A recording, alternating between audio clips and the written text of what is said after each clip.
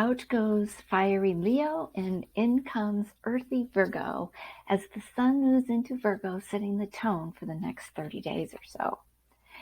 Virgo is in the element of earth, and so it's a very grounded and practical sign. It's ruled by the planet Mercury, the planet of the mind and the intellect and communication. In other words, it's the planet of the idea and the means to communicate that idea. So Virgos are very rarely short on words and are known for being quite articulate in expressing their ideas. Their analytical minds also allow them to very quickly and easily see both sides of an issue in a very big picture kind of way.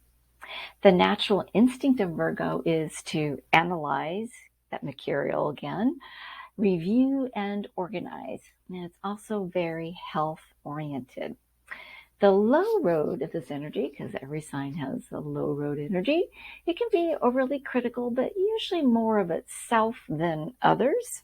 So just kind of watch that self-talk and be kind to yourself. Just say it.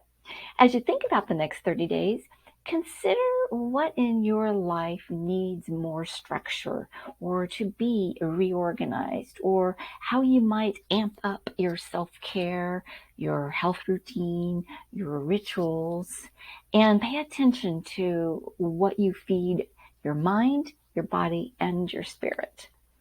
Save this post as a reference so that you can be more in flow in your life, and follow us for more tips and inspiration for living your best life in tune with both your inner and your outer cosmos.